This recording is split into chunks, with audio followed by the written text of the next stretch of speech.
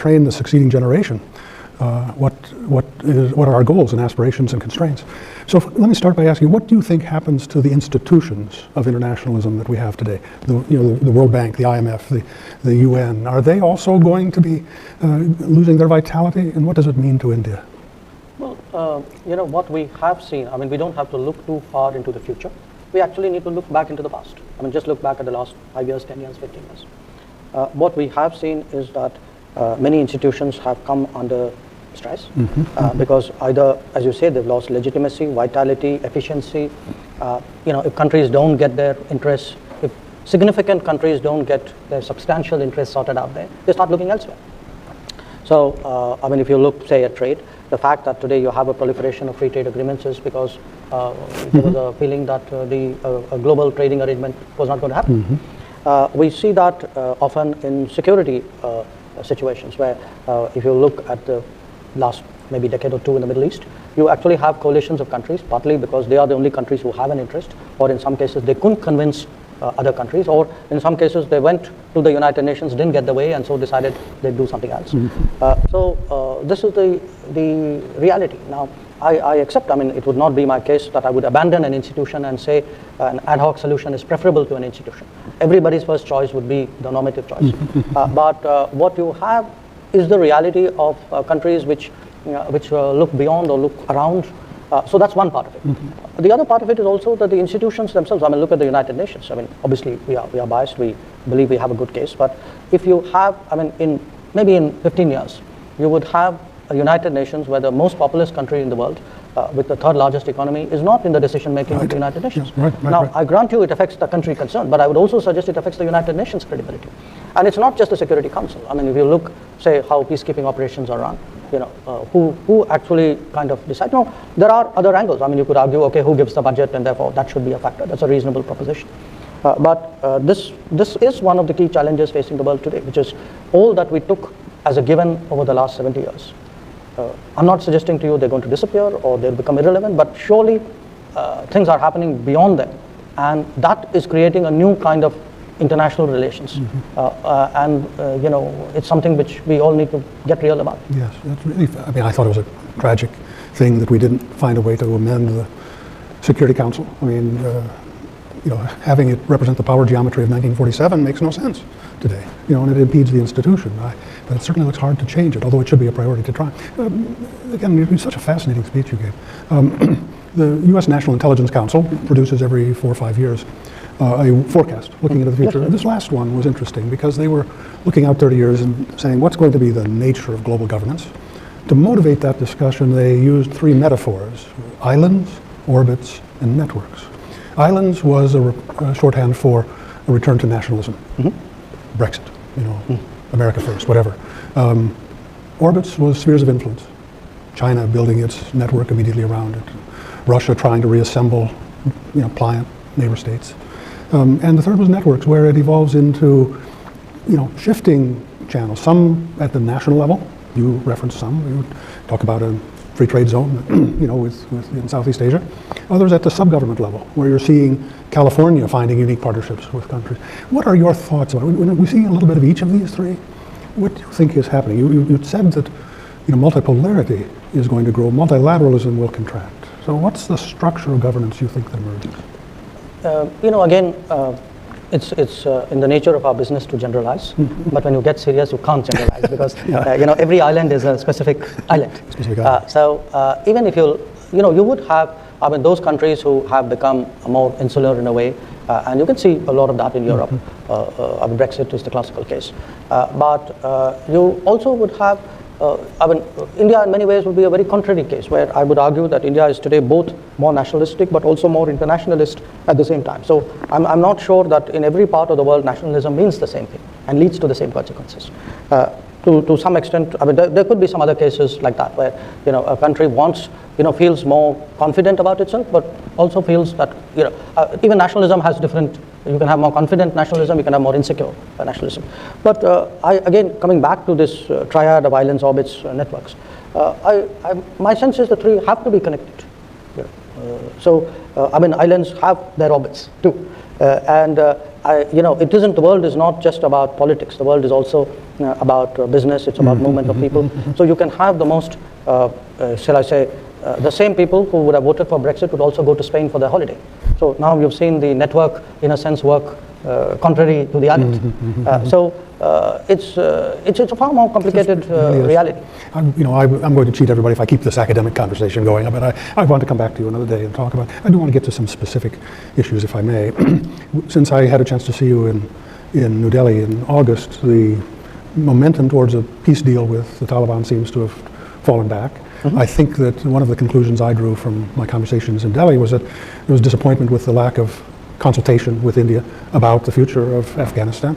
Can you share with us now your sense about, what would you be telling us here? And I realize you're going to have private conversations with the government, but what are the things that we should be thinking about of how you look at the situation in Afghanistan? Well, I think from the time you came to India to now, which is 3 months, what perhaps has changed is we have much more consultations. In fact, even on this trip, I met Ambassador Khalilzad in New York. Part of my discussion with Secretary Pompeo yesterday was devoted to Afghanistan. And we consult with other countries as well. We consulted with the Russians, we consulted with the Chinese. For us, the challenge in Afghanistan is this. We see the American dilemma, and the American dilemma is of an 18-year troop commitment and a debate whether the situation is going to improve radically in the coming years. Okay, so we understand that. We also recognize the American achievement, which sometimes Americans themselves underplay, which are the enormous changes that they brought about in Afghanistan at great cost to themselves, and we admire and appreciate that.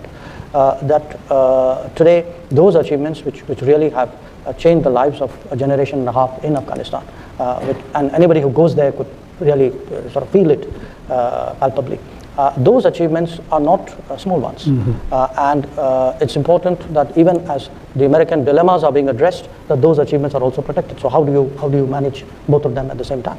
And again, I would caution against a tendency to say if we are going to change something in 2019, the fallback alternative is 1999. So we go back 20 years before we came. I think so much has changed in those 20 years that there are other alternative realities out there which have emerged. There are today other political forces, other social forces at work out there. So I don't see that so much, so clearly as a binary choice between what it is today and what it used to be before the US went in there in 2001. My sense is you actually are going to see a fairly complex process, because it's one thing to work out solutions on paper. Do bear in mind there are real people involved here, and real people often have minds of their own, and the minds of their own may not conform to what the paper says should be their fate.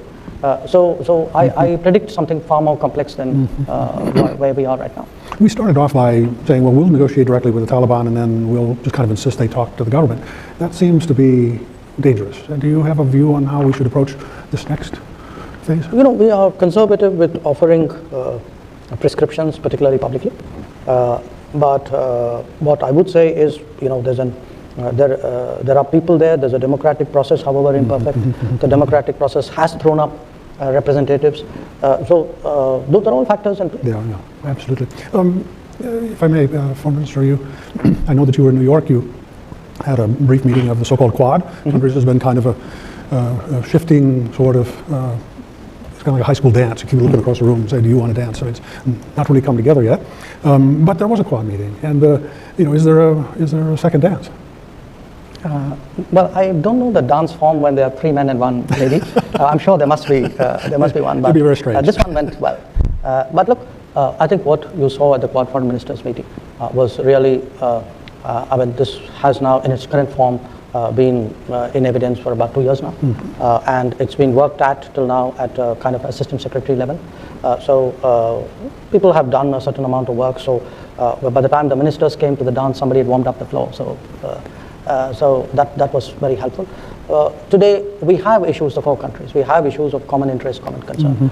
Maritime security is one, counterterrorism is one, connectivity issues are one. So and I would say the combination of these 4 ministers, frankly, we all got along with each other, I think, at a personal level. So I frankly found it a very comfortable, very productive meeting. About 3 years ago, when I was in Delhi, you gave me a very sharp lecture about us not paying attention to Me? Yes, sir. I remember it vividly. It must have been No, it was very well pointed, and it was about America not paying enough attention to Chinese infrastructure building around the region and the geopolitical dimensions of that. Since that time, we've seen some countries push back, feeling that they are being abused in this Chinese One Belt One Road agenda. What's your sense of it now? Look, I would rather speak about what I'm doing than what others are doing. Okay? That's what happens when you become a foreign minister.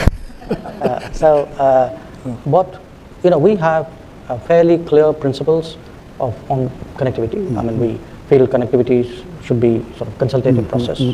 They should be sort of high viability in market economy terms. That there should be a sense of local ownership. They should respond to all of that. And I mean, that's our view. If others have different views, I mean, that's their privilege. What we have done in the last many years is actually to put that to work. Today, we would have a very large number of connectivity projects across South Asia. South Asia is our first circle of priority because we are very conscious it's a very under-integrated region. So what we have tried to do through soft loans, through grants, through encouraging business collaborations, really look to see if we can get much greater common connectivity on power transmission, on data flows, on optical fiber networks, on roads, on waterways, on rail links. So a very large part actually of the Foreign Ministry's budget today is being devoted to these kinds of projects.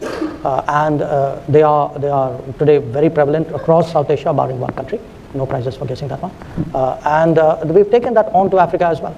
So even in Africa today, we have a commitment, we have a soft loan commitment of about $10 billion over 5 years.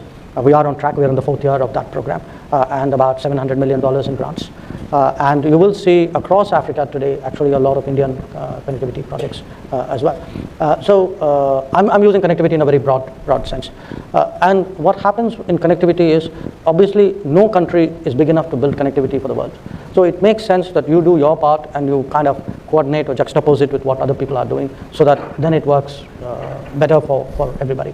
And you are seeing a lot of that. Yes. So there would be projects where we work closely with the Japanese, or to some extent there are American connectivity projects involving organizations like the MCC.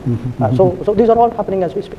I saw your hand in the Osaka G20 summit, which really did highlight so much of what you just said. This need for high standards, objective standards, in connectivity projects throughout the region. Thank you, but actually a lot of that credit, in the period when I was not in the government, I actually attended some quality infrastructure events.